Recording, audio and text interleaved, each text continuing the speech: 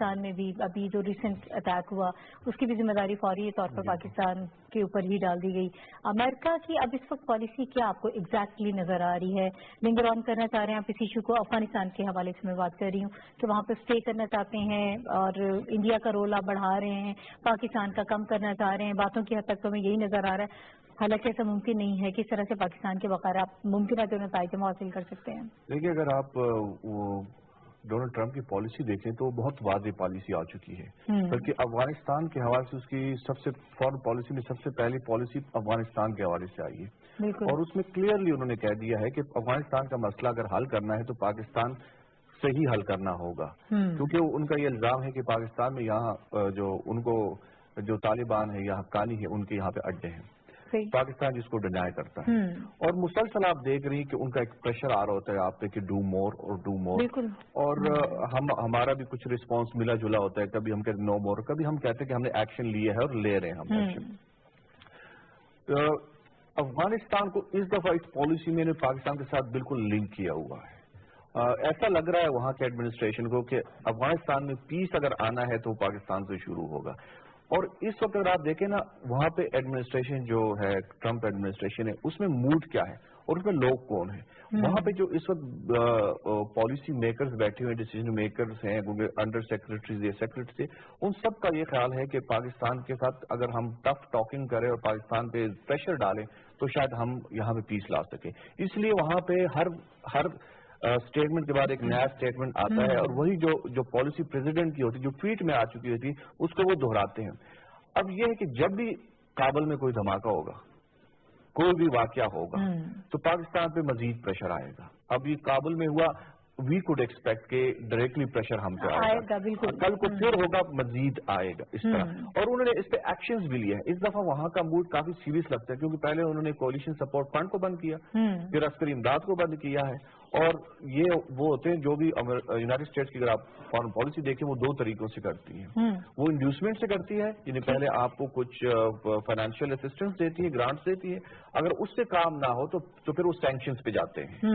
یہ دو ہی بڑے ان کے طریقے ہیں.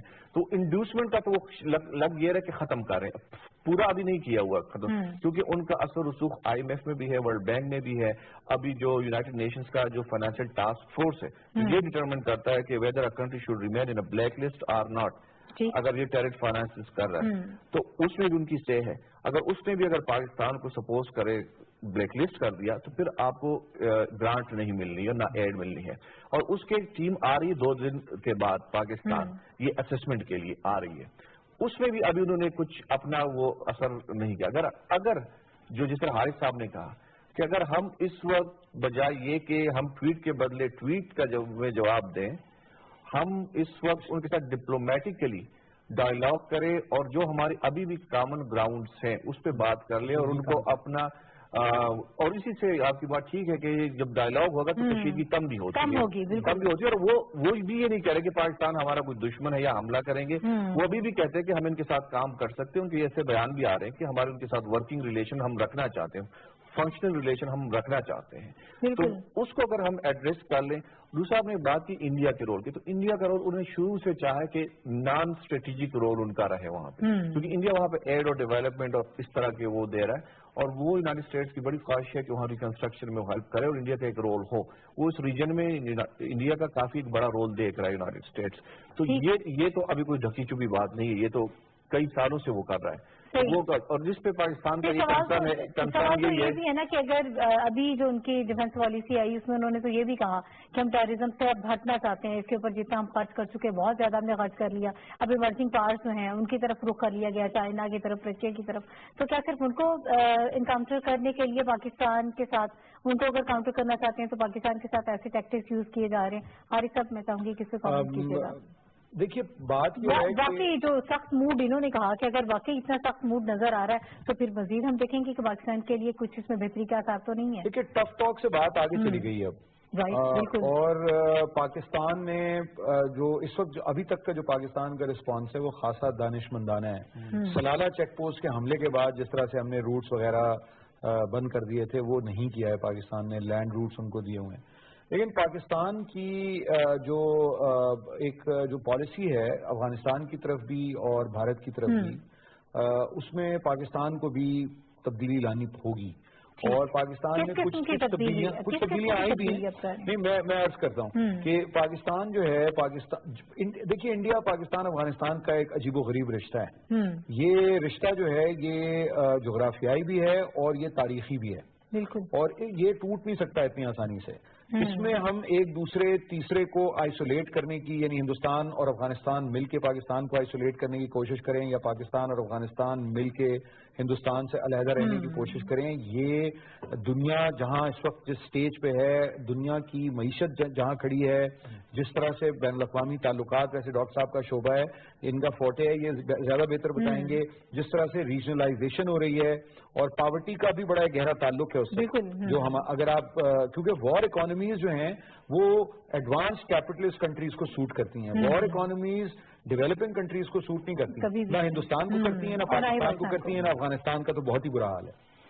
تو پاکستان کی پالیسی کا مطلب یہی ہے کہ پاکستان کو زیادہ ایک پرامن بقائے باہمی کی پالیسی پہ پیسفل کو ایگزسٹنس کی پالیسی کو پرسو کرنا پڑے گا کرنا چاہیے. پاکستان بار بار اس کا اعادہ کرتا ہے مگر اسے مزید سنجیدگی سے آگے بڑھانے کی ضرورت ہے.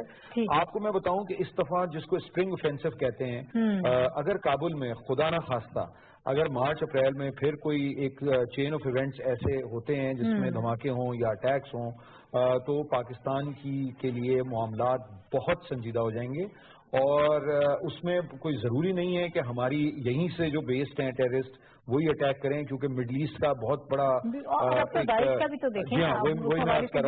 وہ سارے افغانستان میں اس وقت اسٹیشنڈ ہیں اور افغانستان میں بھی حملے کر رہے ہیں پاکستان میں بھی حملے کر رہے ہیں مگر پاکستان کو ڈیلنگ کرنا پڑے گا مکمل طور پر افغانستان میں ہونے والی جنگ سے. یہ مکمل ڈی لنکنگ جو ہے یہ اسی صورت میں ہو سکتی ہے جب ہندوستان پاکستان اور افغانستان کچھ آپس میں بیٹھ کے ایک ٹرائی پارٹائٹ ڈائلاگ شروع کریں. یہ بات ابھی آپ کو بہت اچنبھے کی محسوس ہوگی مگر یہ باہر سے جو ملک ہیں ایسا ہو سکتا ہے کیونکہ ہمیں سنجیدگی تو افغانستان کی طرف سے سنجیدگی نظر نہیں آتی اور انڈیا کو چونکہ پیچھے امریکہ ہے وہ تو موڈ میں ہی نہیں ہے. انڈیا کو پاکستان کے تجربے سے سیکھنا چاہیے. جو مودی صاحب بڑھ بڑھ کے جو جفیاں ڈال رہے ہیں ڈونلڈ ٹرمپ کو پاکستان بھی امریکہ کا ایلائے رہا ہے اور امریکہ جب ڈچ کرتا ہے تو ہندوستان کو اپنا کچھ پاکستان سے بھی سبق سیکھنا چاہیے. مگر گزارش یہ ہے کہ ہمیں اس کو ٹینشنز کو ڈیفیوز کرنے کا وقت ہے ہمارے لیے. ہم اس وقت یہ افورڈ نہیں کر سکتے کہ ہمارے ریجن میں اتنی زیادہ ٹینشن ہو جبکہ ہم دیکھ رہے ہیں کہ پاکستان کی مخالف بہت سی قوتیں یعنی کچھ چیزوں میں تو ماضی میں ہمارا قصور رہا ہے ہم تو اس کو تسلیم کرتے ہیں مگر کوئی ہر دنیا کا معاملہ جو ہے وہ ہماری وجہ سے تو نہیں ہوا نا. مطلب افغانستان 9/11 کوئی پاکستان کی ریاست یا پاکستان میں رہنے والے لوگوں نے تو پلان نہیں کیا نہ جو ہے افغانستان پہ حملہ 2001 میں یا اس سے پہلے سوویت یونین کی مداخلت افغانستان میں 1978 میں وہ سب پاکستان نے تو نہیں نہ کرائیں یا جو داعش ہے اس کا پاکستان سے آئسس سے پاکستان کا تو کوئی تعلق نہیں. مگر ہماری اپنی کچھ جو اس طرح کی پالیسیز رہی ہیں اور ہمیں اتنا بیڈ پریس ملا ہے ان کا دونوں کا کمبینیشن ہے تو ہمیں بھی کچھ اس سے سبق سیکھنے کی ضرورت ہے. اور ساتھ ساتھ جو ہمارے پڑوسی ہیں ہمسائے ہیں دونوں ممالک انہیں بھی یہ سمجھ لینا چاہیے کہ امریکہ یا روس باہر سے آ کے ہمارے خطے کے مسائل حل نہیں کرا. صحیح بالکل آپ نے صحیح کہا. میں چاہوں گی شہریار صاحب اسی بات کو ہم آگے بڑھاتے ہیں. پاکستان کے پاس اب کیا آپشنز ہیں؟ پاکستان تو حارث خلیق صاحب نے کہا کہ بڑی سنجیدگی سے اور بڑے بہتر انداز میں اپنی پالیسی بنانی ہوگی. اب ہمارے پاس کیا اسٹریٹجی ہے؟ دیکھیے ایک تو میں کچھ ایڈ کرنا چاہوں گا. افغانستان میں اگر پیس ہی ایجنڈا ہے پیس از ایجنڈا تو اس میں صرف اگر پاکستان اگر یہ انشور بھی کر دے کہ کسی بھی طریقے سے یونائٹڈ اسٹیٹس کو اور وہ انشور ہو بھی جائیں کہ یہاں سے کوئی نیٹ ورکس نہیں ہے تو کیا پھر بھی وہاں پیس آ سکے گا؟ میرا نہیں خیال کہ یہ صرف اس میں ایک معمولی سے ایک پارٹ ہے. اس میں جو پاسبلٹی اس وقت نظر آ رہی ہے پیس کی وہ یہی ہے کہ ریکانسیلیشن کی ہو. وہاں کے جو طالبان ہیں ان کے ساتھ ان کی گورنمنٹ کی افغان گورنمنٹ کی تو وہاں اگر ریکانسیلیشن ہوتی ہے ظاہر ہے اس میں بھی کئی باٹل نیکس ہے. اگر وہ ہو سکتا تھا ابھی تک کافی پروگرس ہو چکی تھی لیکن ہو بھی رہا ہے. اس میں آپ دیکھتے ہیں کہ بیک چینل ڈپلومیسی ہو رہی ہے. وہ ان کے قطر میں بھی آفس ہیں کبھی وہ ٹرکی میں ملتے ہیں کبھی وہ چین میں کبھی ایون مری میں اس معاملے میں نظر نہیں آتی. सॉरी टू से जिस तरह होनी चाहिए वो नहीं है। पीस काउंसिल का भी हमने देख लिया, उसमें भी कोई हमें संजीदगी नजर नहीं आई। अगर आप उनको मेन स्ट्रीम में लेकर आना चाहते हैं तो कुछ शेयर्स उनको देने पड़ेंगे, कुछ माननी पड़ेगी, कुछ मनवानी पड़ेगी। इस तरह से नहीं हो सकता कि जाहिर है कि वो यूं हथियार फेंक कर आपके सामने। देखिए, रिकॉन्सिलिएशन में यही होता है कि आप कुछ कॉमन ग्राउंड्स पे आते हैं। बिल्कुल। और ये जो निगोशिएशन का प्रोसेस होता है, टेक्स ईयर्स। जो मनीला की गवर्नमेंट के साथ हुआ है वहाँ के मुस्लिम्स का, उसमें कुछ 7-8 साल लगे हैं बैक चैनल डिप्लोमेसी, तब जाके वो किसी जगह पे उनका एग्रीमेंट हो चुका है। तो वो टाइम तो उसमें लगेगा। इससे सिर्फ ये होता है, गुडविल होता है कि हाँ हम बात कर सकते हैं, हम शुरू। और उसमें पाकिस्तान का कोई रोल हो सके, पाकिस्तान ने किया भी है, ट्राई भी की है मरी में, और मजीद अभी भी उनके कुछ डेलीगेशन आए हुए थे, वो पाकिस्तान ये कर भी रहे। तो वहां पे अगर ये इंश्योर हो जाए कि पीस की तरफ अगर इनकी रिकॉन्सिलिएशन किसी तरीके से हो जाए तो ये हो सकता है। दूसरी उसमें बात यह है कि United states is gonna stay there 2025 तक उनका बायलैटरल सिक्योरिटी एग्रीमेंट है, तो वो तो वहां पे रहेगा और शायद उसको भी एक्सटेंड कर दे बाद में। तो इसका ये मतलब है कि यूनाइटेड स्टेट्स आपका नेबर हो गया, यानी फिर पिछले 16 से 17 ईयर से आपका नेबर है, तो वो भी आपका नेबर है यहाँ पे। जब आप नेबर के साथ आप कैसे रहेंगे? नेबर के साथ आप कन्फ्रंटेशन में तो नहीं रह सकते, और फिर इतने पावरफुल नेबर के साथ। इसलिए जो हमारे कॉमन ग्राउंड है और हमारे जो चैनल है, ऑलरेडी डिप्लोमेटिक चैनल है आपस में, उनके हमारे जो फॉरेन ऑफिस है, जो फिर हमारी जितने भी इंस्टीट्यूशन है, उनके साथ उनके रिलेशनशिप है। सर ये वक्त मेरे पास बिल्कुल खत्म हो गया। आप पाकिस्तान के हवाले से आपने बात की, मरी डॉक्स की भी बात की, उसके अलावा भी आपने कहा कि पाकिस्तान अपना किरदार अदा कर रहा है, लेकिन उसको तस्लीम नहीं किया जा रहा। बार बार पाकिस्तान के ऊपर ही ब्लेम आ रहा है। ब्लेम गेम का सिलसिला तो हमें पाकिस्तान के हवाले से नजर आता है। तो फिर किस तरह से हालात बेहतर हो सकते हैं? इंडिया को वहां पर आप देखना चाहते हैं और पाकिस्तान को आपने पीछे किया हुआ है। आप रियलाइज ही नहीं करते कि पाकिस्तान की ना तो सेक्रीफाइसेस को एक्नॉलेज किया जा रहा है और ना ही पाकिस्तान इस वक्त इकदाम कर रहा है। तो फिर क्या किया जाए, किस तरह से पीस आए? देखिए, एक तो रिटोरिकल भी होता है, वहां से भी रिटोरिक तो ज्यादा है, और वो मजीद होता है भी, ये प्रेशर टैक्टिक्स भी होते हैं, उन्होंने भी प्रेशर टैक्टिक्स डालने होते हैं, और हम भी करते हैं, हम भी उसका जवाब देते हैं। तो जाहिर है ये एक अलग बैलेंसिंग होती है इस तरीके से।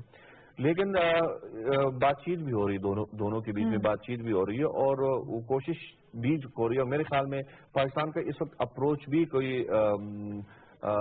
गैर दानिशमंदाना इतना नहीं है, और वो इंगेज करना चाहते हैं यूनाइटेड स्टेट्स को, पाकिस्तान का और सोच समझ के जवाब दे रहे हैं और कोशिश कर रहे हैं कि